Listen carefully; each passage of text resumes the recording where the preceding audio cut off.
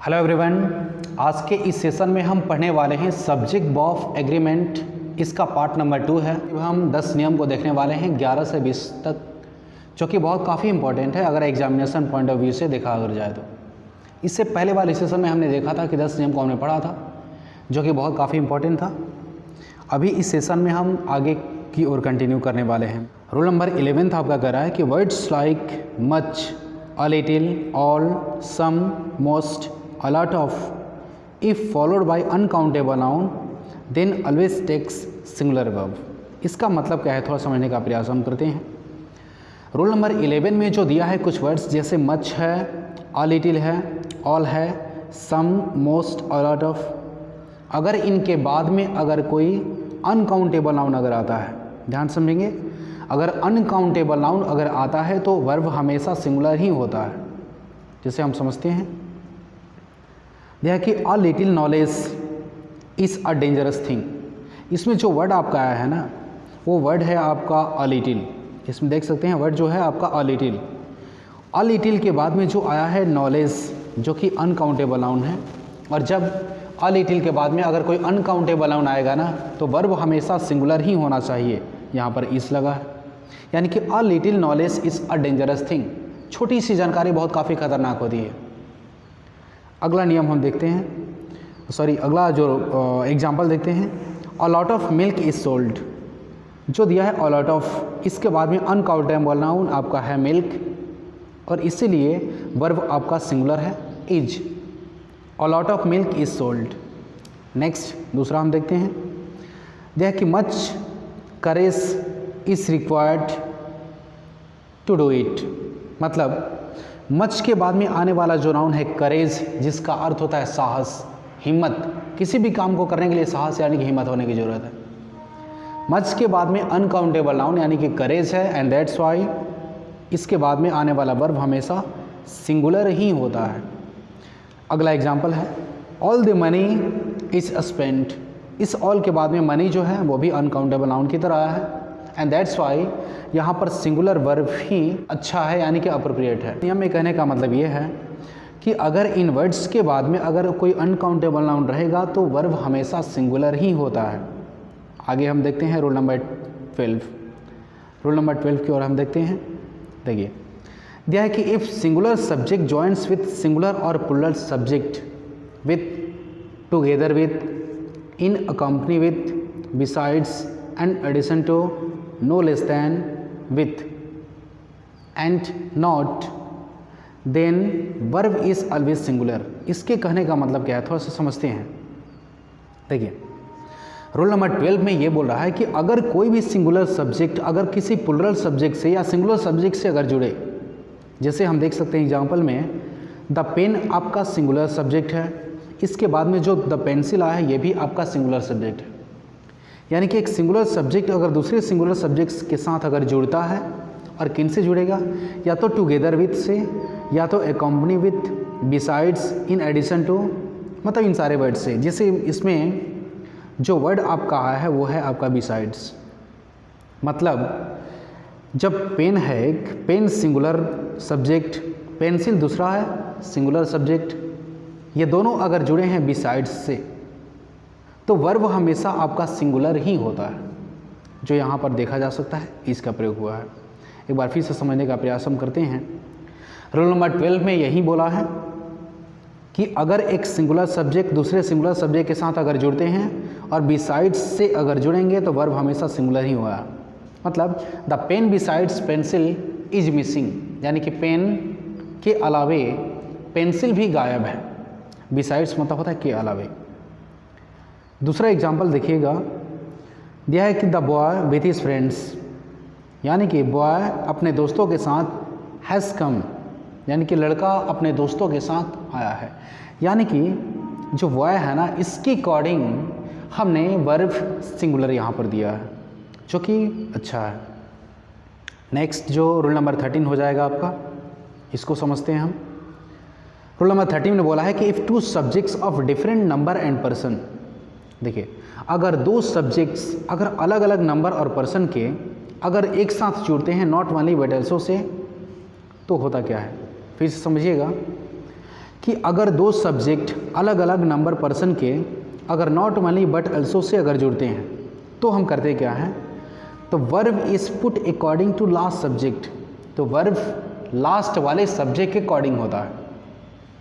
जैसे not only the boy but also the girl is here, मतलब क्या है कि इसमें द बॉय एक सिंगुलर सब्जेक्ट है, द गर्ल एक सिंगुलर सब्जेक्ट है। ये दोनों सिंगुलर सब्जेक्ट अगर जुड़े हैं तो नॉट ओनली और बट अल्सो से जुड़े हैं। अगर दो सिंगुलर सब्जेक्ट अगर नॉट ओनली बट अल्सो से जुड़े हैं ना, तो लास्ट वाले सब्जेक्ट के अनुसार हमारा वर्ब होता है सिंगुलर या प्लुरल। तो गर्ल एक्चुअली सिंगुलर नाउन है, इसीलिए यहाँ पर सिंगुलर वर्ब इसका प्रयोग हुआ है। मतलब ओवरऑल हमें ये समझना है कि दो सिंगुलर सब्जेक्ट अगर नॉट वाले बट अल्सो से जुड़े हैं तो लास्ट वाले सब्जेक्ट के अकॉर्डिंग आपका वर्ब होना चाहिए, यानी कि इस है। सेकेंड नंबर है कि not only I but also my parents are going to the zoo, यानी कि सिर्फ मैं ही नहीं बल्कि मेरे पेरेंट्स भी जू जा रहे हैं, मतलब चिड़ियाघर को देखने के लिए जा रहे हैं। अब इसमें आई है जो कि सिंगुलर है, माई पेरेंट्स जो कि प्लुरल है, नॉट ओनली बट अल्सो से जुड़ा है ये, तो वर्ब हमेशा लास्ट वाले सब्जेक्ट के अकॉर्डिंग होता है। माई पेरेंट्स एक्चुअली प्लुरल है एंड दैट्स वाई यहाँ पर वर्ब भी आपका प्लुरल ही होना चाहिए, वर्ब आपका प्लुरल ही होना चाहिए जिसमें आर है। नेक्स्ट अगला जो नियम है, देखिए फटाफट हम देखते हैं, इसके बाद में हम कुछ टेस्ट को कंडक्ट करने वाले हैं, तो ध्यान से समझेंगे इसे।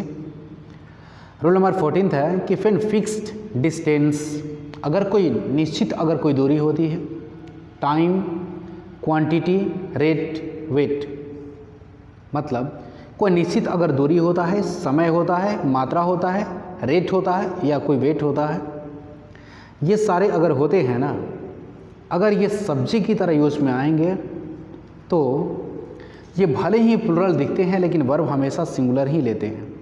इसको फिर से समझिएगा कि जब भी कभी आपके सेंटेंस में ऐसा कोई सब्जेक्ट हो जिसमें डिस्टेंस यानी कि दूरी को बताया जाए, समय को बताया जाए, मात्रा, रेट या किसी वजन को बताया जाए, तो भले ही ये प्लुरल के सेंस में होते हैं लेकिन वर्ब हमेशा सिंगुलर ही लेंगे।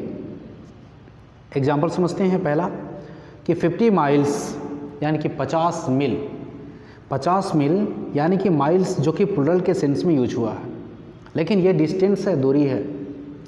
तो अगर कोई डिस्टेंस का यूज हुआ है सब्जेक्ट की तरह, भले ही प्लुरल के सेंस में, लेकिन फिर भी वर्ब आपका सिंगुलर ही होना चाहिए। 50 miles is a long distance, यानी कि 50 मील एक लंबी दूरी होती है। सेकेंड वन है कि 8 आवर्स, ये भी टाइम को बताया।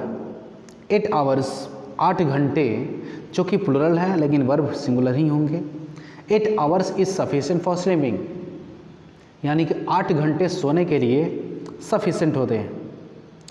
अगला है कि 10 रुपीज़, यह भी प्लुरल है but singular verb. 10 rupees was given to him. 2 tons of coal is needed, यानी कि 2 टन कोयले की आवश्यकता है। नेक्स्ट रूल जो आपका है 15 नंबर, इसको हम समझते हैं। यह है कि an adjective preceded by the becomes plural noun and takes plural verb. इसके कहने का मतलब क्या है, समझते हैं इसे। कि अगर कोई भी एडजेक्टिव अगर उसके पहले द का प्रयोग अगर होता है ना, तो प्लुरल नाउन बन जाता है वो। जैसे एग्जांपल हम समझेंगे, जो आपके सामने दिख रहा होगा कि इसमें एडजेक्टिव आया है पुअर। पुअर का मतलब गरीब होता है, ये एक एडजेक्टिव है। लेकिन इसी पुअर के पहले अगर हम द का प्रयोग अगर किए हैं ना, अगर कोई आर्टिकल द का प्रयोग आया है तो ये प्लुरल नाउन बन गया है, यानी कि गरीब लोग। यानी कि बेसिकली हम ये समझते हैं कि किसी एडजेक्टिव के पहले द लगकर वो प्लुरल नाउन बन जाता है और इसीलिए प्लुरल वर्ब लेता है वो। यानी कि the poor are honest, poor एक एडजेक्टिव है, उसके पहले द लगा है और इसीलिए प्लुरल नाउन बन गया है, इसीलिए प्लुरल वर्ब आर का प्रयोग हुआ है। Second one, the rich are always not happy. Rich इसमें एडजेक्टिव, उसके पहले द लगा, ये बन गया प्लुरल नाउन यानी कि धनी मनी लोग। इसके बाद में वर्ब हमारा प्लुरल ही होगा are. The blind are helpless, उसी तरीके से ब्लाइंड एडजेक्टिव है, उसके पहले द लगा है, दैट्स वाई वर्ब आपका प्लुरल है।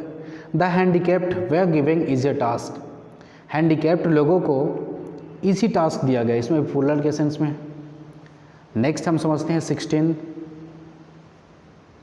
To singular nouns joining with and complement to each other always takes singular verb. इसके कहने का मतलब क्या है कि अगर दो नाउन अगर एंड से जुड़े हों, जिसमें ब्रेड एंड बटर, जिसमें ब्रेड और बटर दो एंड से जुड़े हुए हैं, अगर दो सिंगुलर नाउन एंड से जुड़े हैं ना, और दोनों एक दूसरे के कंप्लीमेंट हैं, पूरक है, एक दूसरे के बिना अधूरा है वो, तो वर्ब हमेशा सिंगुलर ही होता है। यानी कि bread and butter is a balanced food, एक बैलेंस्ड फूड है, एक संयम रखने वाला भोजन है। राइस एंड करी, यानी कि चावल और करी एक साथ में चलता है, एक दूसरे की कंप्लीमेंट है, एक दूसरे से अलग नहीं है। चावल को हम अकेले नहीं खा सकते हैं, उसके साथ करी की आवश्यकता होती है। यानी कि राइस एंड करी एक दूसरे के कंप्लीमेंट है, एक दूसरे के पूरक हैं, एक दूसरे के बिना अधूरा है। एंड दैट्स वाई वर्ब आपका सिंगुलर होगा, यानी कि इज होगा। यानी कि राइस एंड करी is my favourite food, rice and करी मेरे फेवरेट भोजन है। अगला जो रूल है आपका 17, यह sentence starting with there takes verb according to latter noun. मतलब कोई भी सेंटेंस अगर देयर से स्टार्ट होते हैं ना, तो उसके बाद में जो वर्ब आता है वो वर्ब बाद में आने वाला नाउन डिसाइड करता है। मतलब क्या है कि किसी भी सेंटेंस में जो अगर देयर से स्टार्ट हुआ है तो उस वाक्य में वर्ब सिंगुलर होगा या प्लुरल होगा, ये बात डिसाइड करता है लेटर नाउन, यानी कि बाद में आने वाला नाउन। जैसे ये दोनों वाक्य स्टार्ट हैं देयर से, लेकिन एक के बाद में वॉज यानी कि सिंगुलर है वर्ब, एक के बाद में आर है। समझते हैं? There was a king, there से स्टार्ट है, बाद में आने वाला नाउन जो है किंग, राजा, जो कि एक है, सिंगुलर है। एंड दैट्स वाई वर्ब आपका सिंगुलर दिया गया। यानी कि बाद में आने वाला जो नाउन है ना, ये डिसाइड करेगा कि वर्ब सिंगुलर होगा या प्लुरल। सेकेंड वन है कि देयर आर 60 बॉयज़। अब 60 बॉयज़ प्लुरल के सेंस में है, प्लुरल बॉयज़ हैं, इसीलिए प्लुरल वर्ब आर का प्रयोग हुआ है। यानी कि देयर से स्टार्ट होने वाले सेंटेंस में बाद में आने वाला जो नाउन है ना, ये डिसाइड करेगा कि वर्ब आपका सिंगुलर होगा या वर्ब आपका प्लुरल होगा। नेक्स्ट 18th नंबर है कि none of one of takes plural noun but singular verb. कभी भी सेंटेंस में आपके अगर नन ऑफ का यूज होता है या वन ऑफ का यूज होता है, इसके बाद में कोई नाउन आता है, तो नाउन तो हमेशा प्लुरल ही होगा, लेकिन वर्ब सिंगुलर होगा। जैसे नन ऑफ द स्टूडेंट्स, समझ सकते हैं? नन ऑफ के बाद में आने वाला जो ये नाउन है प्लुरल है, लेकिन वर्ब जो है सिंगुलर है। यानी कि none of the students was absent today, यानी कि छात्रों में से कोई भी नहीं आज एब्सेंट था, यानी कि छात्रों में से कोई आज एब्सेंट नहीं था। वन ऑफ के बाद में जो नाउन आया है प्लुरल है, लेकिन वर्ब आपका सिंगुलर है। One of the books is missing, किताबों में से एक गायब है। नेक्स्ट जो हम देखते हैं फटाफट, देखिए देर करने की आवश्यकता नहीं है, ज़रूरत नहीं है, फटाफट इसे हम देखें और जल्दी आपके एग्जामिनेशन के लिए इसे पूरा करना है, आपके नॉलेज के लिए। जैसे रूल नंबर 19 जो है, when two subjects when subject is on pattern NP तो verb will be according to first noun. इसके कहने का मतलब क्या है? जब भी आपका सब्जेक्ट किसी पैटर्न पर होता है, पैटर्न क्या होगा? पहले नाउन होगा, दिया है NPN ना, पहले नाउन, तब जाकर प्रीपोजिशन, नाउन, प्रीपोजिशन, नाउन। अगर इस पैटर्न पे अगर होगा ना कभी, तो वर्ब हम पहले आए हुए नाउन के अनुसार हम रखते हैं। जैसे the pages of this book are torn, यानी कि नाउन आपका है पेजेस, इसके बाद में प्रीपोजिशन ऑफ आया है, फिर नाउन आपका दिस बुक है। तो वर्ब जो होता है ना, वर्ब हम पहले आए हुए नाउन के अनुसार हम वर्ब रखते हैं। यानी कि नाउन जो पहला है वो आपका पेजेस है, प्लुरल है, एंड दैट्स वाई वर्ब भी आपका प्लुरल ही होना चाहिए। Pages of the book are torn. Second है the pen of Shyam is black, इसमें भी जो पहला वाला जो नाउन है पेन सिंगुलर है, वर्ब भी आपका सिंगुलर ही होना चाहिए। नेक्स्ट जो आपका रूल हो जाएगा 20, जो कि मे बी लास्ट हो सकता है, यह कि words like all, some, half of, most of a lot of, lots of, a great deal of, a plenty of, जो ऐसे जो वर्ड्स हैं ना, अगर इनके बाद में अगर कोई प्लूरल काउंटेबल नाउन आता है ना तो वर्ब प्लूरल होंगे, लेकिन अगर अनकाउंटेबल नाउन आता है तो वर्ब आपके सिंगुलर होंगे। अब इसको थोड़ा सा समझने की ज़रूरत है, देखिए तो समझते हैं इसे। देखिए इन दोनों सेंटेंस में ना ऑल का प्रयोग हुआ है, all boys are okay, all milk is sour, इन दोनों सेंटेंस में ऑल का यूज हुआ है। लेकिन पहले वाले में ऑल के बाद में जो बॉयज़ है ना ये प्लूरल काउंटेबल नाउन है, और जब ऑल के बाद में कोई प्लूरल काउंटेबल नाउन रहेगा ना तो वर्ब आपका प्लूरल होगा, यानी कि ऑल बॉयज़ आर ओके, सारे बच्चे ठीक हैं, सारे लड़के ठीक हैं, अच्छे हैं। लेकिन यही ऑल अगर इसके पहले अगर कोई मिल्क अनकाउंटेबल नाउन है तो वर्ब आपका सिंगुलर होगा, यानी कि इज़, ऑल मिल्क इज़ सावर, सारे दूध खट्टे हो चुके हैं। मतलब जो ऑल है ना, ऑल के बाद में हम वर्ब प्लूरल रखें या सिंगुलर रखें, यह डिसाइड करता है कि ऑल के बाद में नाउन कौन सा आया है, प्लूरल काउंटेबल नाउन या सिंगुलर मतलब अनकाउंटेबल नाउन। ठीक है, और एग्जांपल हम समझते हैं। यह कि a lot of boys are dancing and lot of milk is in the glass. और लॉट ऑफ के बाद में प्लूरल काउंटेबल नाउन है boys, and that's why plural verb आपका आर है। अब a lot of boys are dancing. दूसरा है कि a lot of milk is in the glass, यानी कि बहुत सारे दूध ग्लास में है।